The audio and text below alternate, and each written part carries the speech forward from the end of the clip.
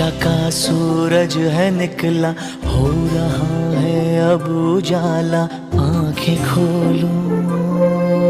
हमको भी है लिखना पढ़ना, हमको भी है आगे बढ़ना, तुम भी बोलो।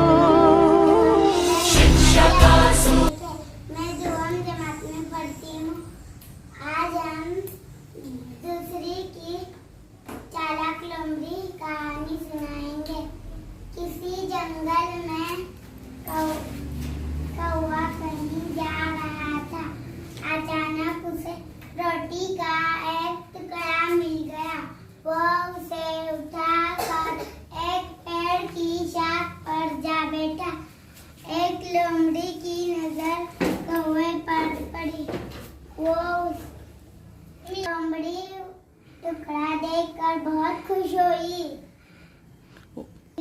मियाँ कौवे, तुम कितने खूबसूरत हो, तुम्हारे पैर कितने काले और चमकदार है।